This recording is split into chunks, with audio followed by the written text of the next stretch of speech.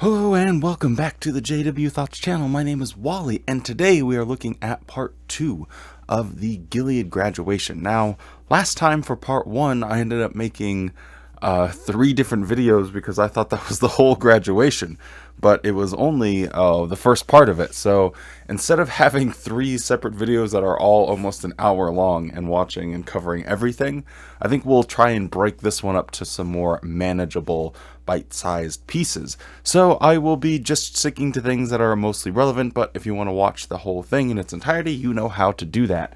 So with all of that being said, let's get into it.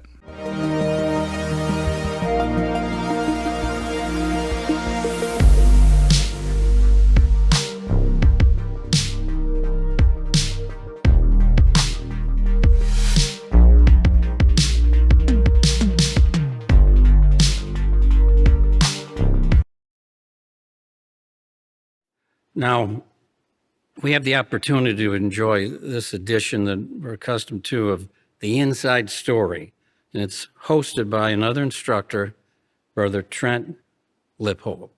Enjoy it.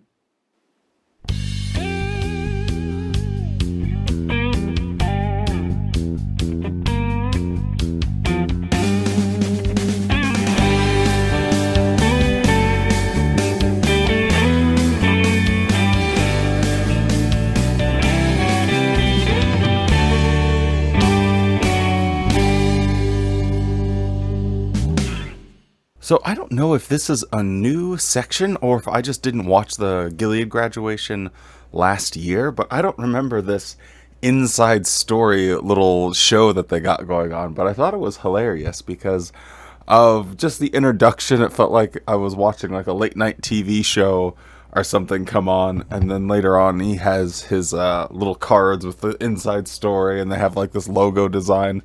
Anyway, I thought it was really interesting because of just how professional they were trying to make it seem for what are going to amount to some really uninteresting stories, no doubt. But let's see what these interviews are going to look like. So let's meet our first guests, Joey and Taylor Bornshine from the state of Texas.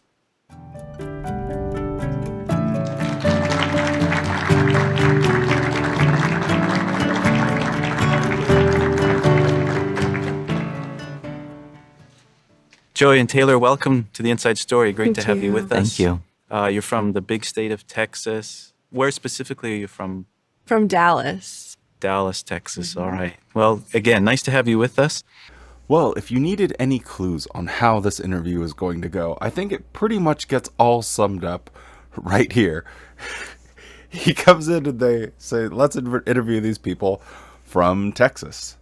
And then they show a little map of Dallas, Texas, so you're assuming they're from Dallas, Texas.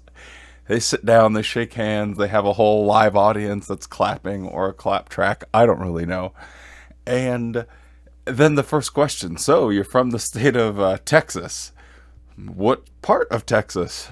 Oh, we're from Dallas. Oh, it's so dry and stiff. Like, everyone just looks very uncomfortable, and I don't know, maybe it's even in how they edit it.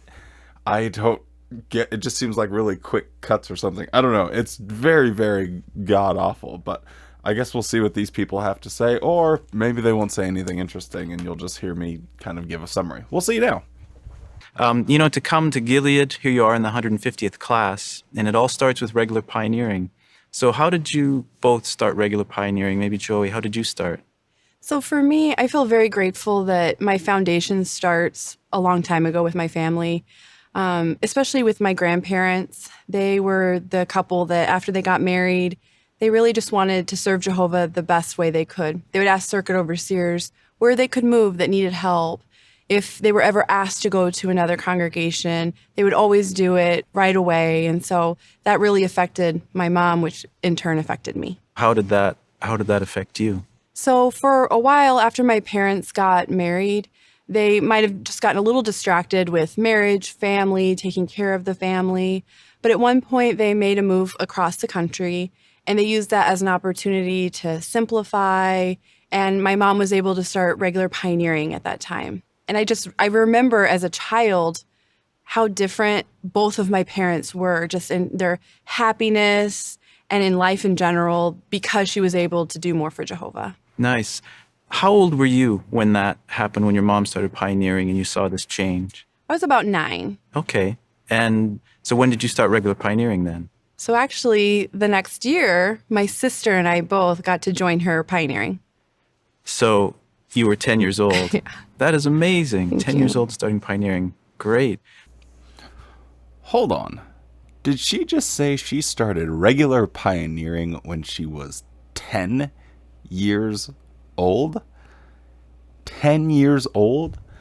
I pulled up the Shepherd the Flock of God under appointments, and when it's talking about the qualifications, the second one is the applicant must be baptized for at least a full 6 months.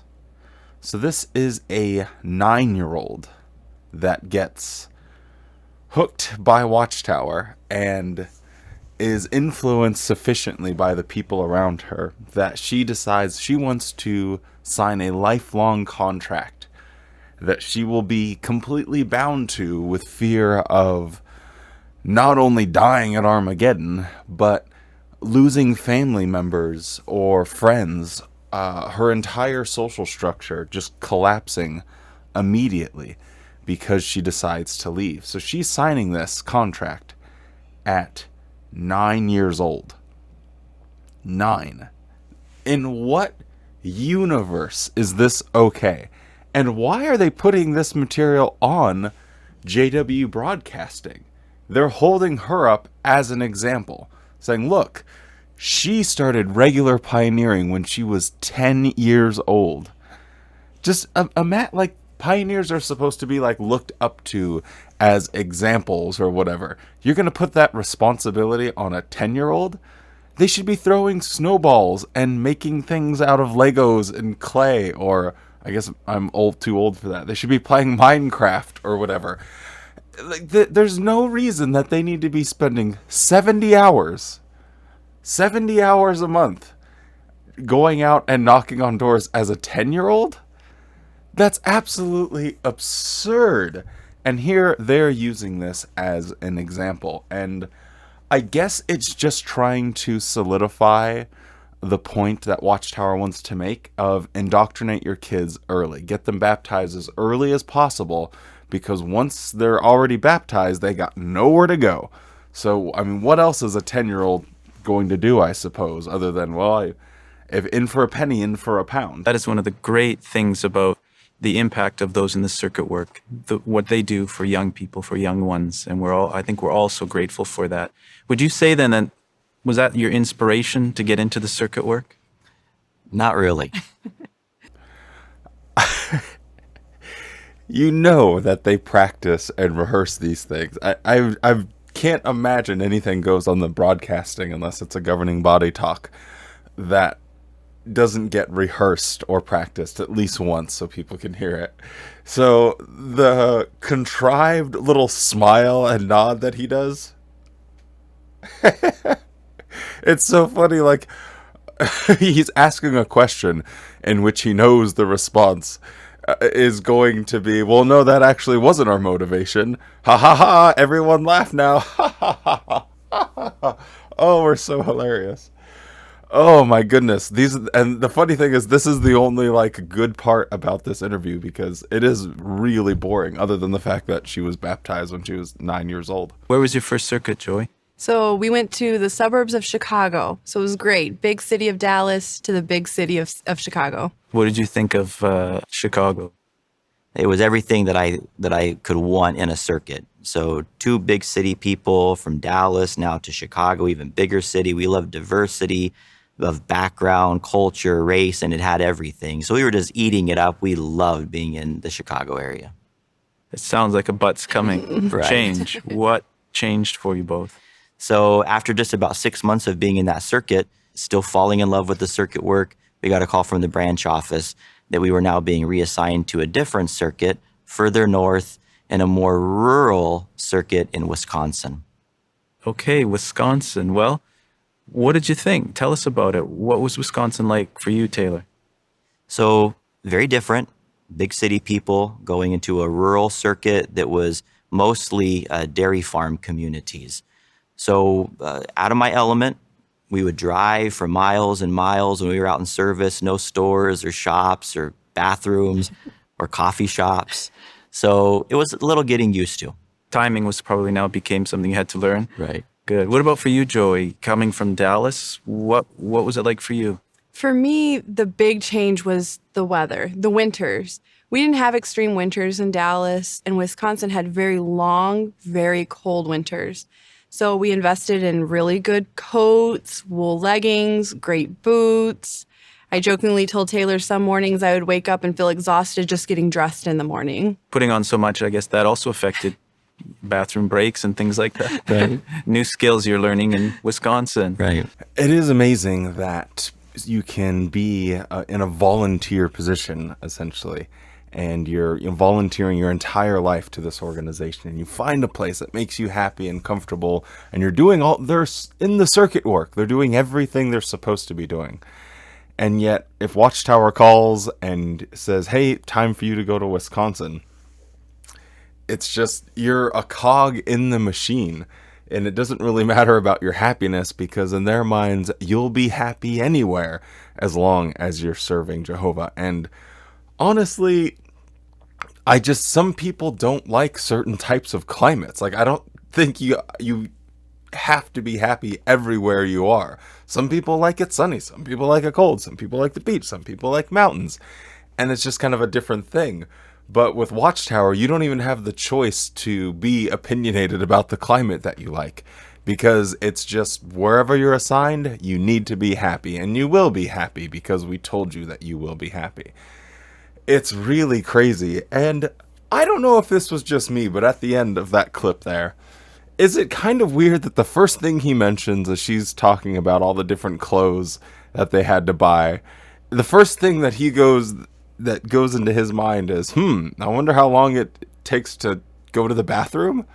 It seems like a very weird question, especially directed like at her. I don't know.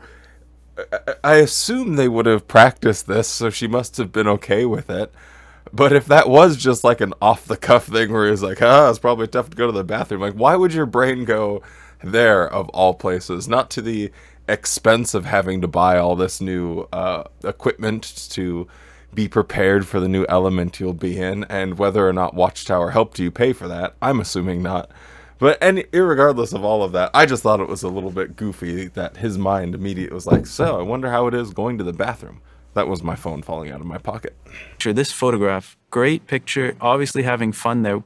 Joey, what can you tell us about it? So this is actually a gathering that we went to on the middle of a frozen lake. And this is actually us ice fishing. Did you catch anything? We did. You're telling yourself you're not in Dallas anymore. That's right. Great. There's also another photo, and I love this one. What can you tell us about this, Taylor?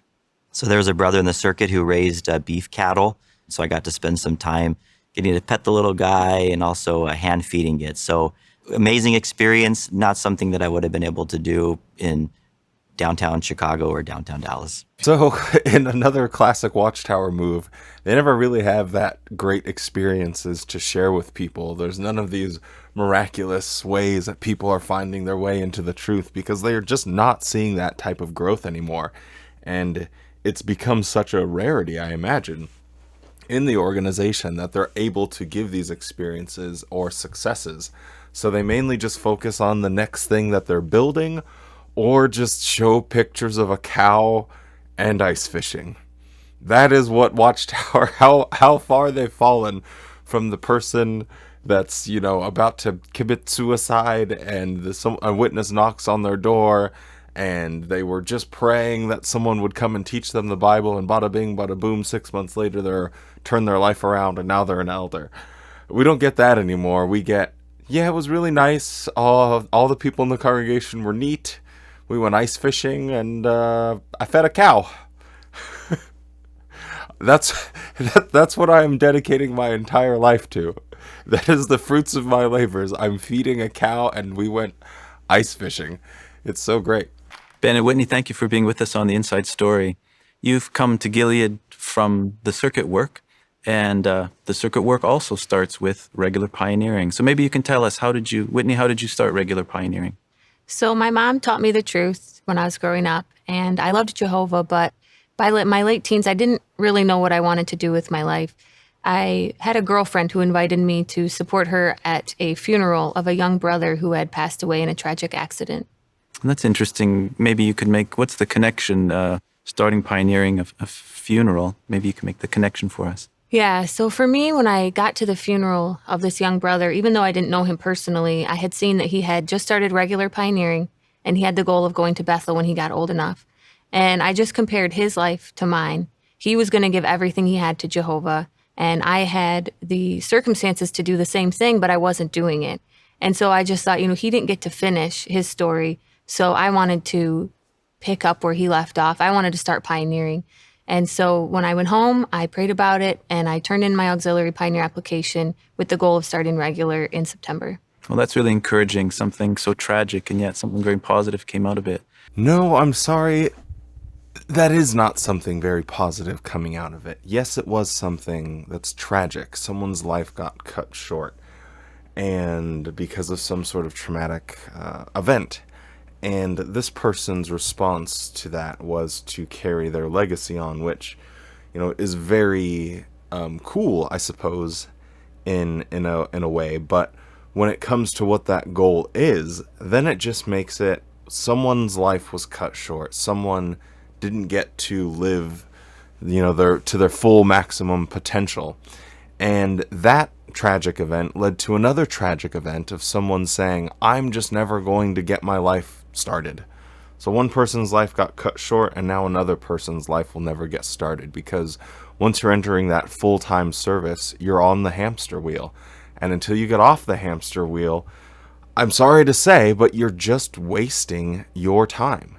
You're perpetuating a lie, and you've dedicated your entire life to perpetuating that lie. And that's two tragic things that happened. One person's life was cut short, and now one person's life is never going to get fully started. It's really, really sad, and kind of makes me a little bit irritated. Maybe you could tell by my tone. We might need to get the candle out. We'll see. What about you, Ben? How did you get your start? So similar to Whitney, my mother taught me the truth. My dad was not in the truth during my youth. I grew up in a rural congregation in Michigan, and while I respected the truth, in my late teens, early 20s, I struggled spiritually.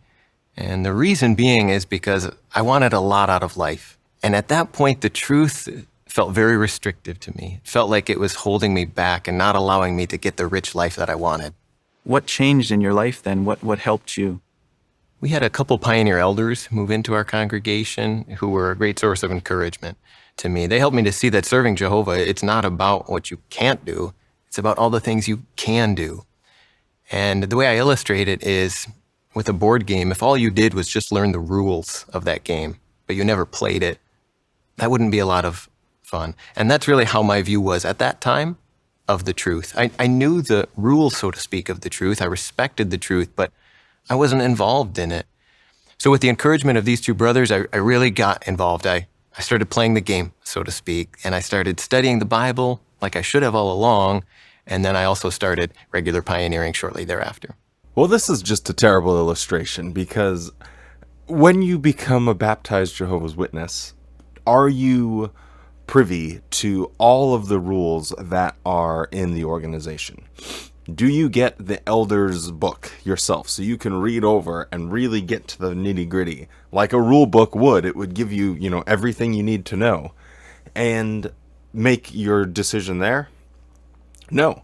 When you become a witness, you're essentially starting to play the game, and a few people know all the rules and can change them at any moment in time, where you have to just go along with the rules that they just make up on a whim. You are playing a game at a clear disadvantage. So if you are looking at all those rules and saying, "Oh, that doesn't really seem like something I want to do," that's totally fine. Go play another game. It's not the only game in town. So I don't know how he sits there knowing, because obviously he's an elder and he knows, wow, okay, there are things I didn't know before I was an elder and now I do. So when I signed up to play and I started to play this game, I didn't actually have all the rules at my disposal. And then the other aspect of this is, let's say you do learn all the rules, as you generally do before you start playing a game. You like to know kind of how it's, built and the basic structure of it, and you can make a reasonable choice as to whether or not that's something that you want to play. And that's not really how it goes in Watchtower's mind here, because they want you just to start playing the game. Don't worry about the rules. You can pick those up as you go. Don't worry about the structure. Just start playing.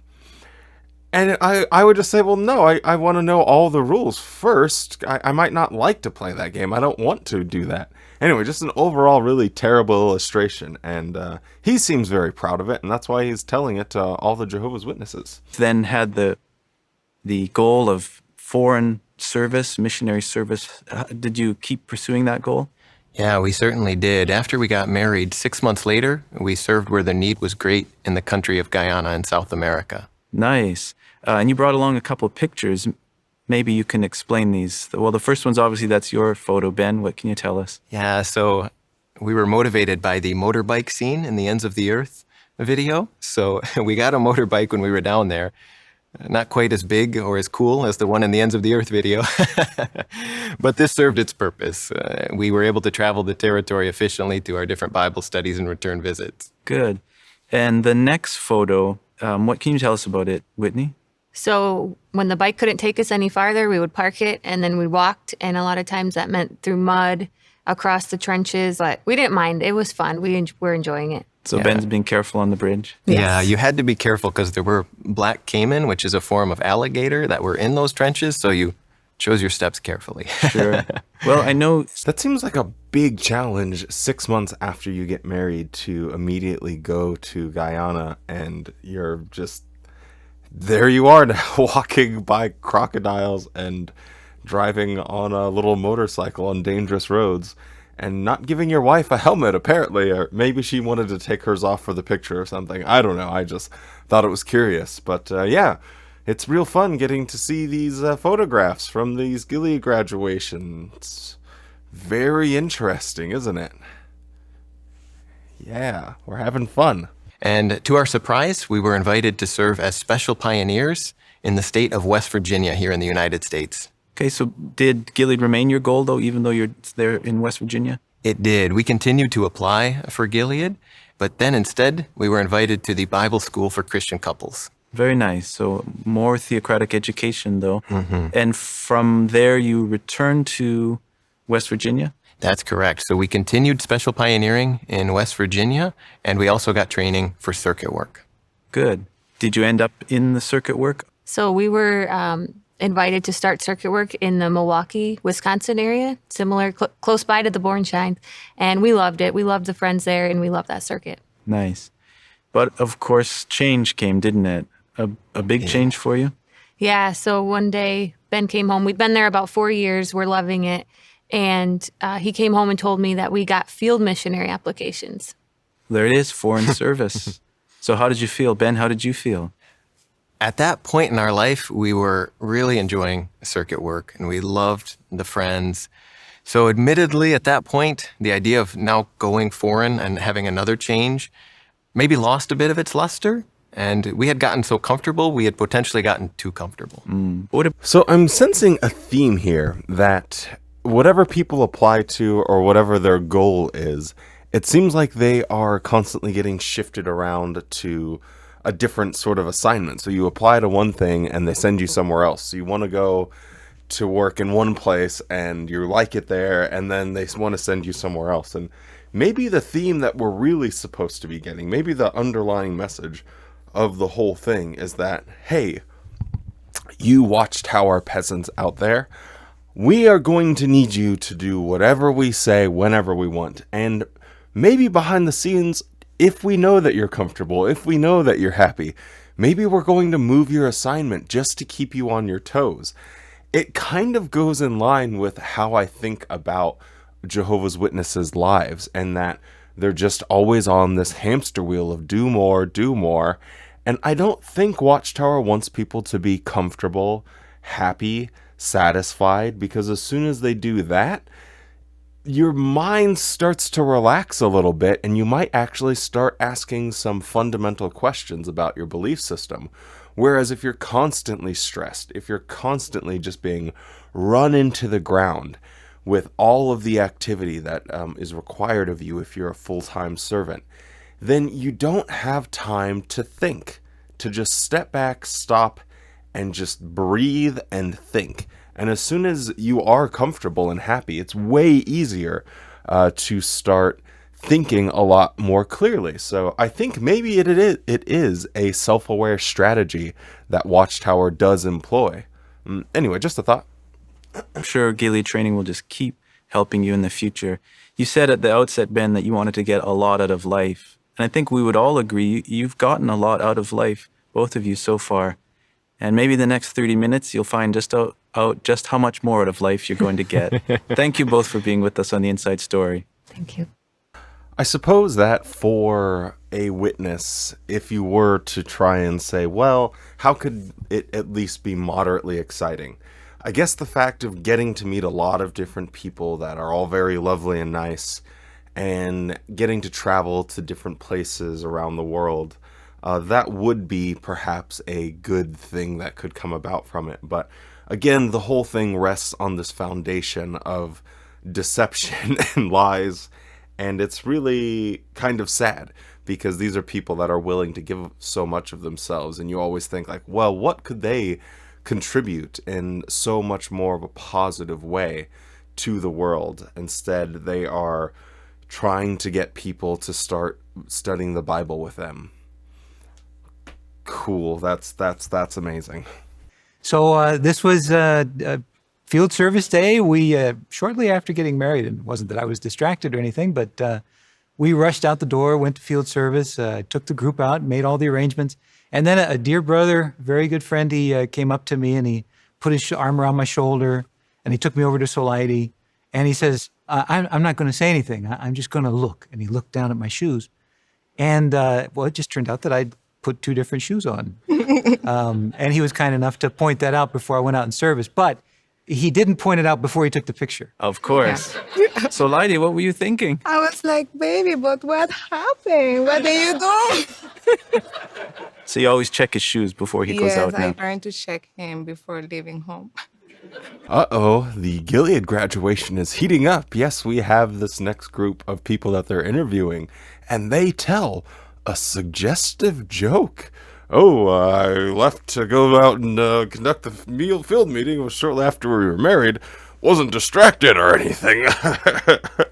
And only the two of them are laughing because the other people in the audience, whenever they crack their other lame jokes, you know, they all start clapping and laughing really loud. This one is just dead silent and just the wife is laughing like, ha ha ha. Oh my goodness. I imagine they're from like Puerto Rico, so maybe they have like a semblance of humor. I don't know, and maybe that humor just didn't quite land on the very serious, studious people that we've heard from Michigan and Texas. I don't know. Anyway, yeah, this guy seems like kind of a bumbler. His wife has to make sure his shoes are the right color, so cool. Today's guests have shown us that by adjusting your life and personal tastes for the sake of the good news, with Jehovah, we can cope with any change or make any change for Jehovah's service. Thank you for being with us, and we look forward to seeing you on another edition of The Inside Story.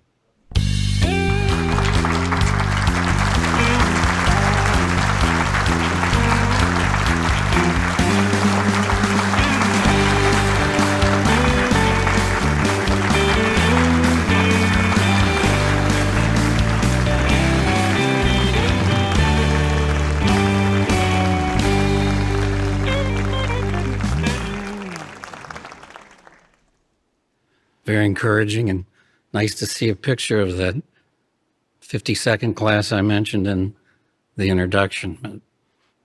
Josh wasn't there, you know, he was. They were rewarded with him later. Well, there you have it. With the help of these Gilead graduates, we can see that we too can conform our lives and our circumstances in any way that seems fitting to Watchtower. Yes, you can cope with any change, and you can also make any change. With all of that being said, I just thought like it was so corny, the different shots of them just hugging everyone, and I thought, okay, surely they'll cut away. But it just keeps going on and on and on. And then, of course, Toni Morris can't help but get in on some of the jokes. And do we even know why what he said was funny? I don't think so. I think a governing body member just like stops, looks up, smiles, and immediately they start just laughing. It's very, very strange to me. And what has been the purpose of all of that? Well, when we think of worldly institutions and education, usually it's all about the students, isn't it? It's all about their dreams, as Brother Morris mentioned. It's all about their ambitions and their success that they're looking forward to. But what about Gilead? Well, you've learned very clearly, I'm sure, that it's not about you.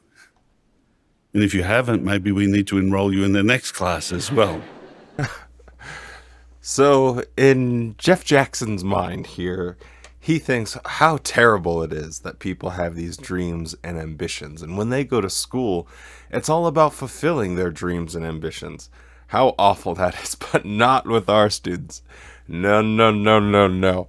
If you think that this is about you, then we'll have to re-enroll you to beat that out of you. This has nothing to do with your dreams or ambitions. It's about what me and the other governing body members and our helpers decide for you. So make sure you know your pecking order there, bucko, or else we might have to send you through the school again. He really makes it sound awful, and I think it's really funny that he can be so blatant in saying this, and people laugh about it, like, ha ha ha ha, yeah, it's funny because it's true. They are controlling me. I don't have any dreams. Like, I think it's like people are laughing because the alternative is crying. When he says that sentence and they really thought about it, they probably would just start tearing up. But instead of doing that, he thinks, well, maybe if I just look up and do the smile, they'll all laugh along, and then they won't all cry, realizing I'm controlling them. Crazy. No, as dedicated servants of Jehovah, we see that nothing is about us. It's not all about us. It's about what we can accomplish in praising our Heavenly Father, Jehovah. So now you're at this point where you're about to graduate. Now what? Now's the time for you to share what you've learned with others. Now, what does that involve? Does this mean you're going to go to different assignments and start up little Gilead classes, informally in the back rooms of Kingdom halls?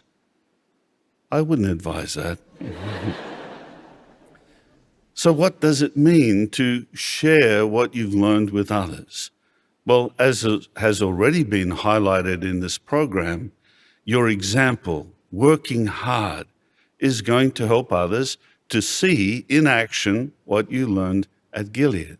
Oh, and we know how Watchtower is afraid of people having little personal studies in the back rooms of Kingdom halls, perhaps doing research on their own, perhaps asking questions that isn't specifically designated by Daddy, Mother, Watchtower, whatever you want to call it. Yeah, why are they so paranoid?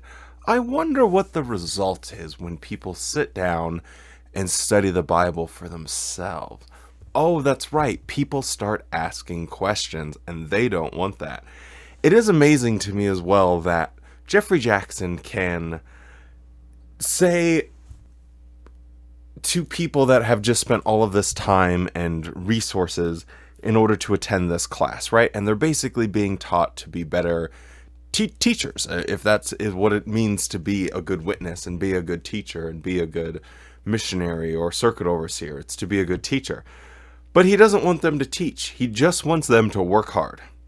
That is how you are going to demonstrate the goodness of reaching climbing the ladder of the Watchtower organization.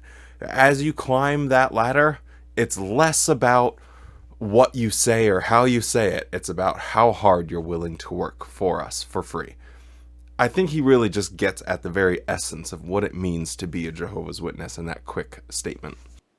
But also, we see a very interesting scripture in the second book of Timothy. So please turn with me to 2 Timothy chapter 2 and verse 2. And here, Paul is speaking to Timothy, but he captures the thought of what else we need to do. In verse 2, it says, "The things you heard from me that were supported by many witnesses, these things entrust to faithful men who in turn will be adequately qualified to teach others." What do we see from this particular verse? Well, yes, you will teach by your example, doing hard work, but also you need to take interest in others and perhaps in a more informal setting, help them to see the principles and the lessons that you've learned from your Gilead training. And that's a very important thing. Here he's reiterating the same point again, that it's not up to you to do any biblical teaching. We've gotten to the point in the Watchtower change of doctrine and methodology to the point where maybe they're scared to have ordinary witnesses do any biblical teaching of any kind now. That's why everything's video format. Someone has a question, show them this video. Someone, raises this topic, show them this video. Even at meetings now, when people are giving parts, every part is like, okay, well, watch this video, and then have people comment on that. And it's funny just to watch how they move farther and farther away from sort of that history that the Watchtower has of being very studious students of the Bible and really trying to grasp it and understand it and really brag about it. I remember in one article, I think I even talked about it in a video, or maybe it was a video quote. Anyway, where it said most children in the Watchtower know the Bible better than like pastors of a mega church or something. And it's funny, like that is what I remember being a witness was being a student of the Bible. Now it's just about working hard.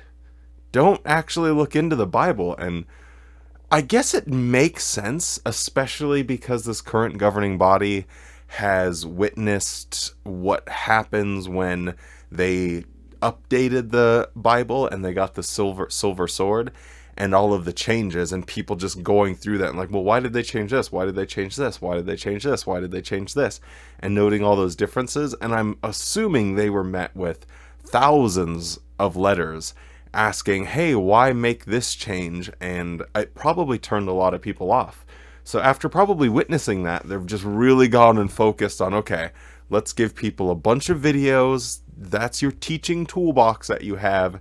So we're the ones that are controlling all of the information. That way there's no chance that someone can start to interject their own ideas or, God forbid, use their own mind to come up with what does this scripture say. No. We'll tell you what it says, and then you just rinse and repeat and work hard. In the next few minutes, we're going to think about Barnabas and how Barnabas was able to share what he learned with Paul. And as we think about what happened in that interaction between Barnabas and Paul, we're going to learn 5 lessons. 5 lessons that teach us how to handle training others and passing on what we've learned. So the first lesson, if you turn with me, please, to the book of Acts chapter 9. This takes us to around the year 36 CE. So Saul has already become a Christian. Now, after a while, he arrives in Jerusalem. So what happens? In verse 26 of chapter 9, it says, on arriving in Jerusalem, he, that's Paul, made efforts to join the disciples. But they were all afraid of him. I wonder why. Because they did not believe he was a disciple. They were thinking this is going to be a very dangerous thing. But now what happened in verse 27? So Barnabas came to his aid and led him to the apostles. So we see, as pictured here, Barnabas saw the potential in Saul and believed that really he could be useful in Jehovah's service. So he risked his reputation, you might say, by supporting or sponsoring Saul and taking him to the apostles. So what's the lesson that we learn from this? Try to see the potential in others. And don't worry about if you perhaps encourage them and you give them support, you sponsor them, you might say, and then they don't really turn out well, that now all of a sudden your reputation is going to be tarnished. Remember, it's not all about you. It's what is good for the work. So that's the first lesson. It's funny that after he's telling these people that, they don't matter, you don't count, you're a zero, you're nothing. But we want you to make sure that you are trying to see the potential in other people. That's how you can be a good little missionary worker, Gilead graduate, is making sure you see the potential in other people. Now, as far as our opinion of you, well, I don't think we have to restate it. You mean very, very little. It's funny just how freely he just has these two ideas going on in his head. No doubt he appreciates them and he needs them very much, but he's making it very clear he doesn't want anyone to have an ego, because they're all doing it for, the organization, and the organization is at its backbone, it's the faithful and discreet slave, the governing body. But very interesting how those two thoughts just exist simultaneously in his head, and he doesn't short circuit. It's quite fascinating.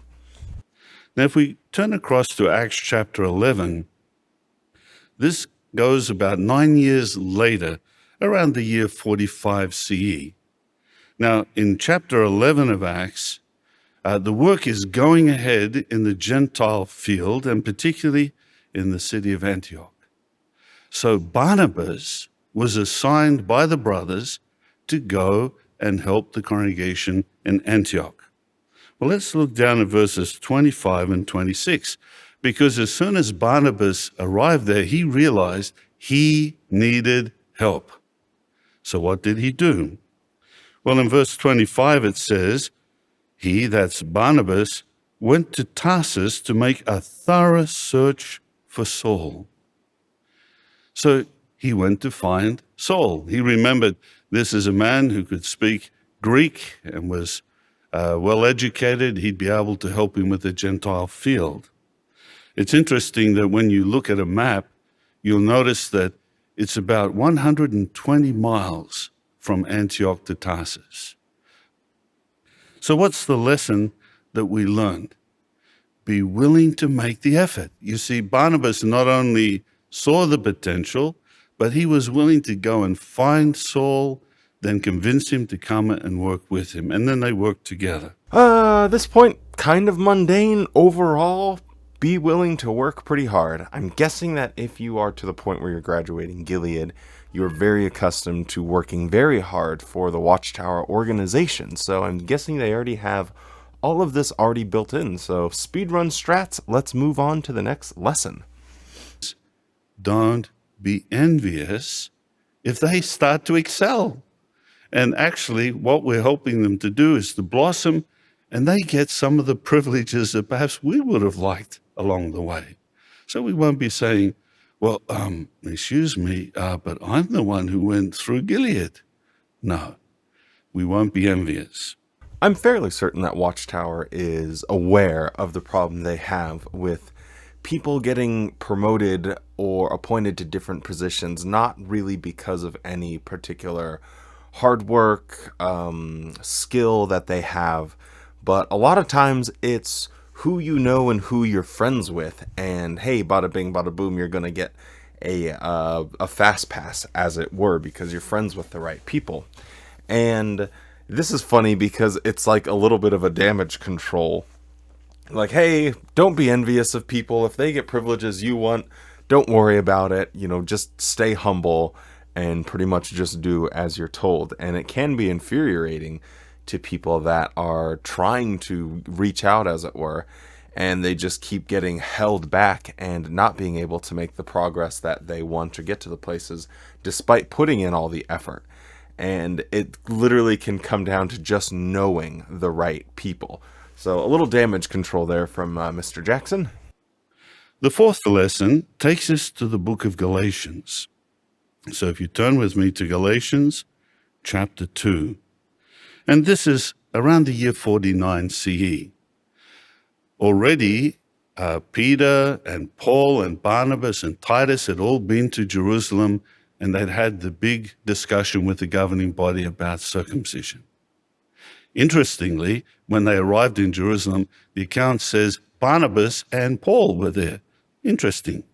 Maybe Barnabas took note of that he was mentioned first again, probably because the governing body remembered that was actually the role originally. But now we find that Peter, Paul, and Barnabas and some others were back in Antioch. And what happened just a few months after that special meeting? Well, Paul had to tell Peter he was doing something wrong. But notice, please, what verse 13 says.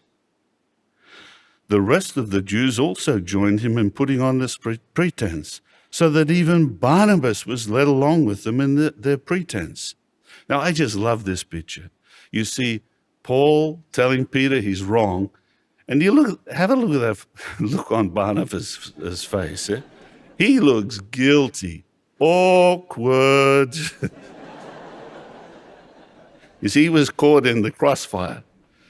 He really can speak from a position of authority because he has never in his life been in a situation that, as he says, is a little awkward. He's never been caught unaware, guilty, as it were. Nope, that has never happened to Jeffrey Jackson ever, right?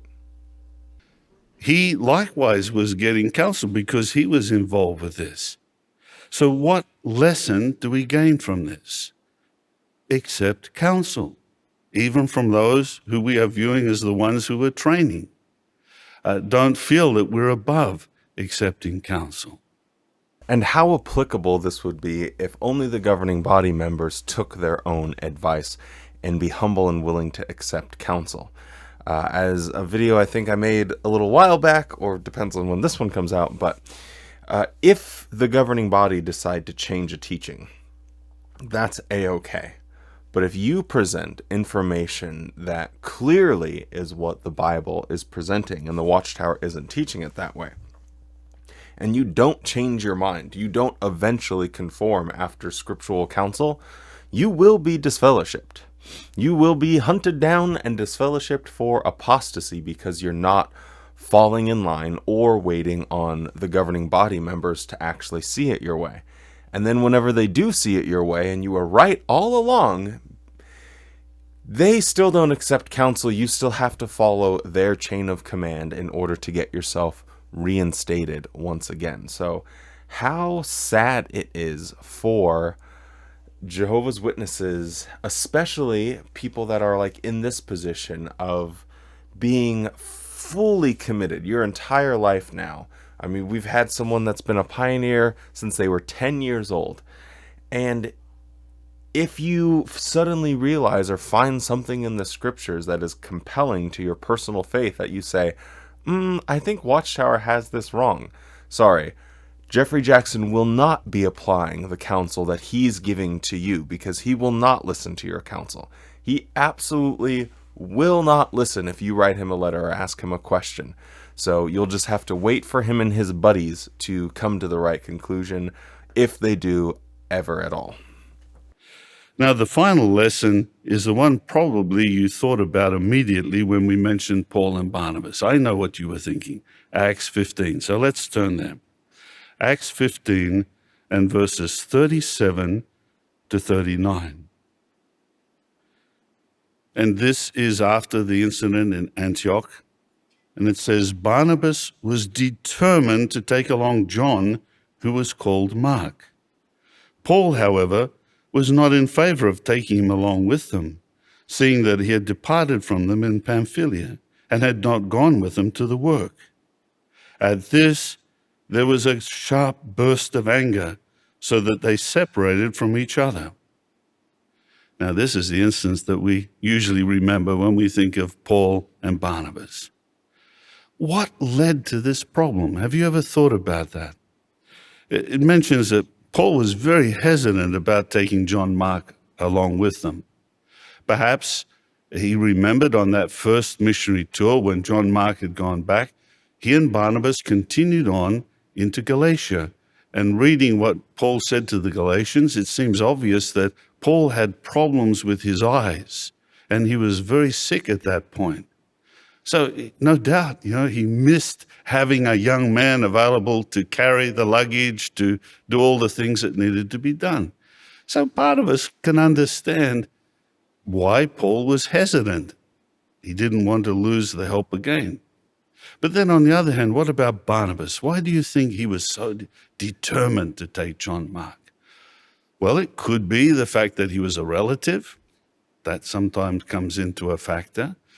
Or it could be that the fact that Barnabas saw the potential in Saul is the same thing he saw in John Mark. This is a good young man. We need to give him a chance. Or could it be that he was still stinging a little bit after the rebuke in Antioch?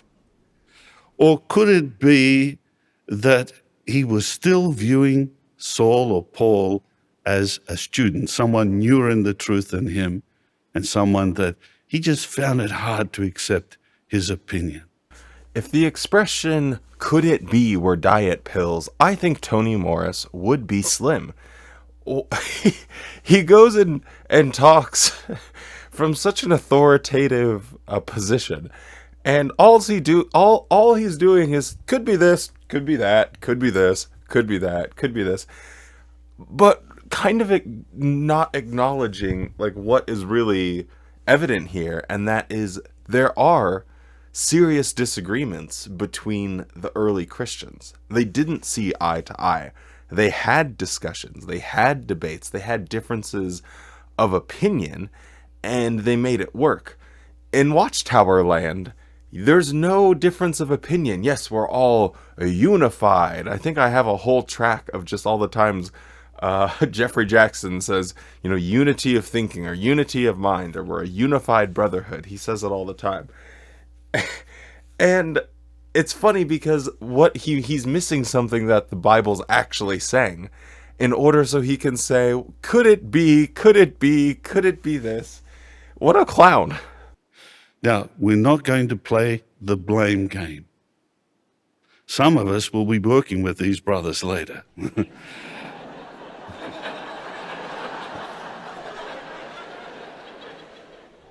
But I feel safe in saying this. I'm sure that Paul and Barnabas, when they think back to that day, would agree they could have done things better. Is that a safe comment? I think all of us have things where we felt maybe we were right, but we could have handled it better. So what's the lesson? Try to respect different opinions. Don't overreact. Don't get upset. Try to work through things so that it doesn't affect our working relationship. Wow, now that's a real whopper. Respect other people's opinions. Coming from a governing body member, respect other people's opinions. That's sure easy for you to say, because you sit in your little Watchtower land tower, and you literally don't respect anyone's opinion ever. Like you honestly don't have to care. It's unless you get like the 2/3 vote or whatever it is for the governing body. After that, it doesn't really matter like what ordinary witnesses think. He gives no regard for that because he's the one that's in charge. And if making decisions makes life horribly difficult for ordinary witnesses, he still goes through and makes those rules and puts those in place, whether they're in the Bible or whether they're, the Bible is silent on the matter. So just for him to say this, like, yes, you need to have respect for other people's opinions, it's just a bunch of hogwash. So you heard him nice and clear. Share what you've learned. Beautiful lessons to keep in mind. Now, the students have certainly looked forward to this point for over 5 months, and they're going to transition into Gilead graduates. So this is what this is. Now, Brother Ken Flodine, a helper to the teaching committee, is going to assist by introducing the graduates and then letting us know where they're assigned. And we'll hand out the diplomas. First, we have Brother and Sister Baker, and they're going to be serving in Angola. Okay. Lady first. All right, man. All right. Oh boy, if you needed any more evidence of just the pure misogyny that goes on inside of Watchtower, that it's an absolute boys' club, right here. A husband and wife, they get the exact same training. They are enrolled in this school, this class, learning about the Bible, blah, blah, blah, blah, blah, right? Then it comes to getting their assignments, and what do? They say, well, Rob and Bob and Steve or whoever, your assignment is going to be on the branch committee. And don't even, mention her. Your assignment will be... We'll figure that out later. You don't have an assignment, even though you're a Gilead graduate now. So you can go, it's like two people going to medical school, and one's a man and one's a woman, and they're getting their, so congratulations, you're a doctor now. And then a woman comes up and gets her diploma, and they say nothing. They just ignore her like she doesn't even exist. And you'll be doing your husband's laundry. That's going to be how you support this theocratic work. What a bunch of baloney. This is Brother and Sister Barber. They'll be remaining in the United States, where Ryan will serve as a member of the branch committee. Okay. Ladies first. Good, man.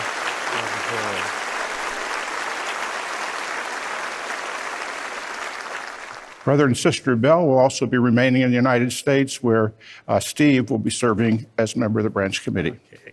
Congratulations.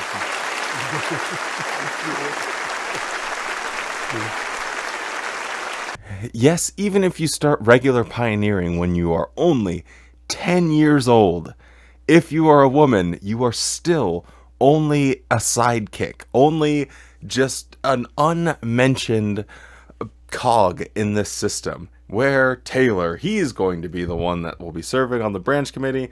Joy, thank you for pioneering since you were 10 years old, giving everything to the organization. And we can't even give you a title. We can't even say this is your assignment. What is this? What are we watching?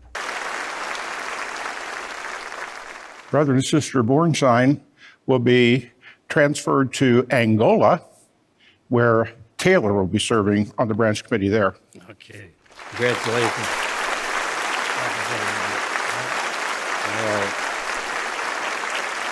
I'm going to assume we just saw Toni Morris's son.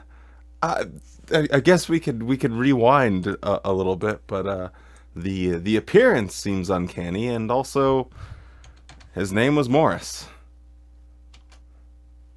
Yeah, I'm going with that is his son for sure. How funny though, they just keep doing it, and even Tony's laughing as he's saying it, and only the dude is the one getting an assignment. They think it's funny and the women are just sitting there probably like, well, I guess this is my place and I'll just support my husband. It's so sad because they have just as much to give as the men do, obviously. But Watchtower doesn't see that. And here we have Brother and Sister Rai. They're being transferred to the Philippines, and Ben will be serving on the branch committee there. Congratulations,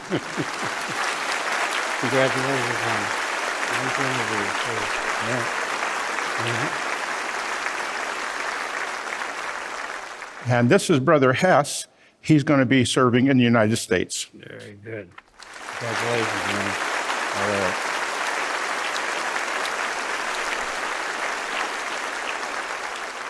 Brother and Sister Lopez will be remaining in the United States. All right. Congratulations.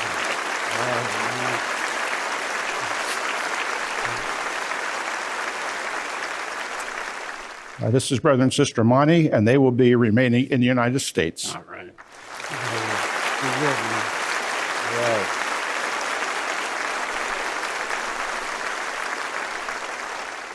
Brother and Sister Martinez, they're going to now be serving in Paraguay, where he will be serving as a member of the branch committee. Okay. Congratulations, man. I'm going to run you out here. Yep. And this is Brother and Sister Morris, and they will be remaining in the United States, where he will be serving as a member of the branch committee. Good. Congratulations, Tom. Awesome. Give a hug, boy.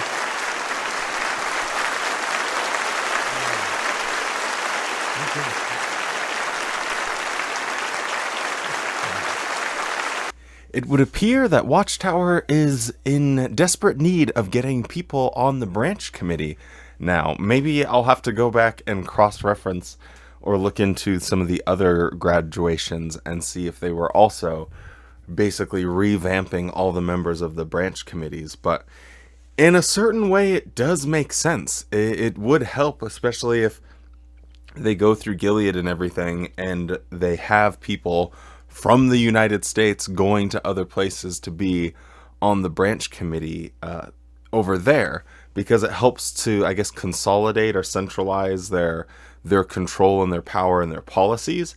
And you don't have situations where people and brothers from other branches are writing to the U.S. branch and constantly asking questions about policy or procedure or regulations.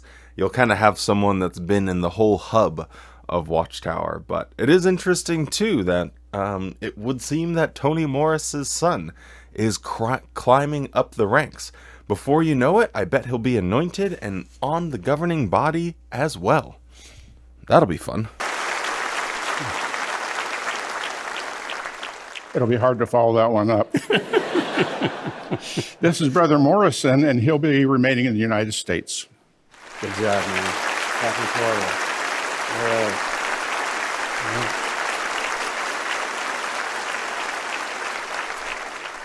And this is Brother and Sister Parmalee.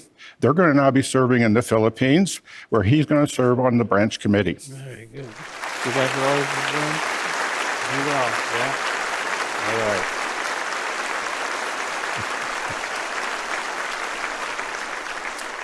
And finally, this is Brother and Sister Richanek, and they're going to serve in Paraguay, where he'll be serving on the branch committee. All right.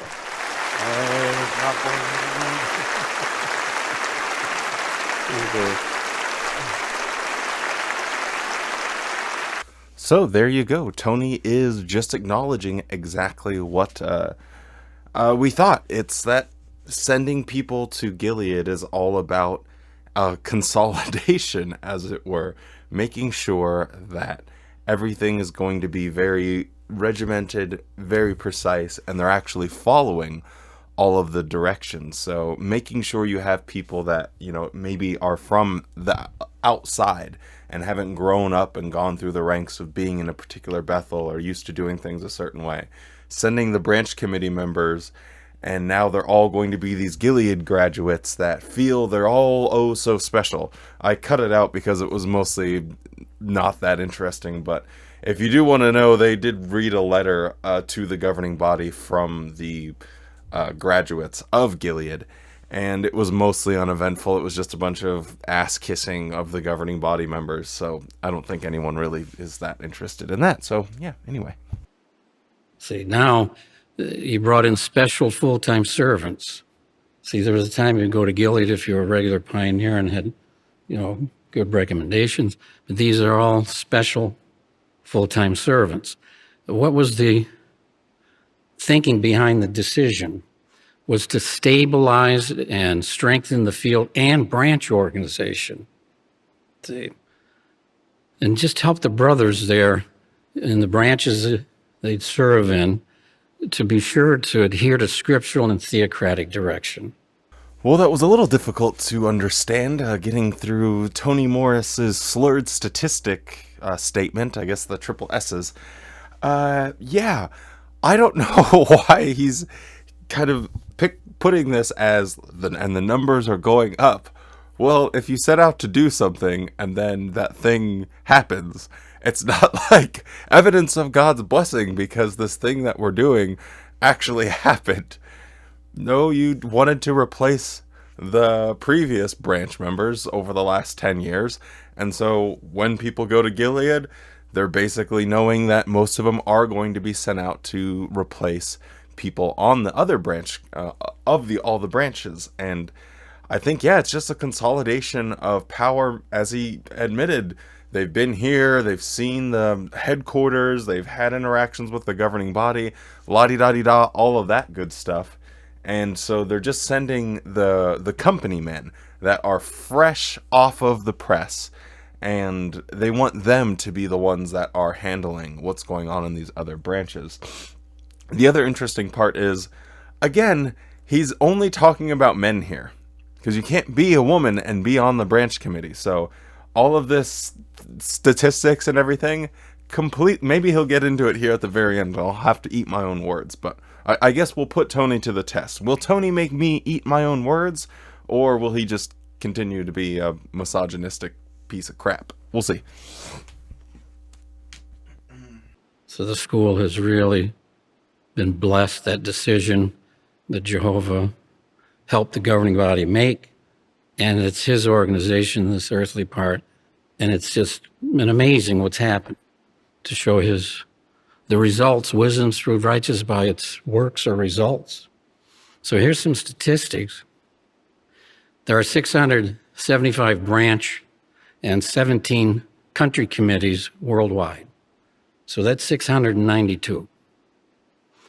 Of these 692 members, 355 are Gilead graduates.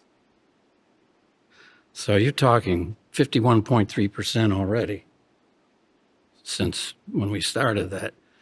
Now, of the 355 graduates, 221 of them, which is 62%, are from classes 132 to 149. This is in these last 10 years. So these 221 brothers represent 46.2% of the 478 total brothers who are graduates of classes 132 to 149. See. And what happens too, we have some of you here already going to be on branch committees, and that happened in past classes too. But see, some of them that went to their assignments, they weren't on the committee right away, but not too long after, some years, they're on the committee. So Gilead made a big difference for them, and it's helping the organization. They've been around headquarters, like I've told classes in the past, even though they're way on the other side of the planet. You can't just make that appear in a video. It's not like being there and receiving that education. So the numbers have gone up now. You got more of you that are on branch committees and others that'll take Jehovah's training and offer themselves and strengthen as you can. It would seem I don't have to eat my words today because Tony Morris doesn't mention the women at all, but that's typical and to be expected of Watchtower. Well, thank you so much for staying with me here to the very end. It has been a wild and wacky journey getting through this Gilead graduation, and it's been more exhausting than I possibly could have imagined. During Jeffrey Jackson's talk, it got pretty boring overall, but we had a few interesting moments there sprinkled in. Tony Morris is always a hoot, especially when he's slurring and reading statistics. Can't say that word, so oh well. Anyway, with all of that being said, thank you so much for watching. Don't forget to drop a like on this video, subscribe to the channel, and we will see you next time.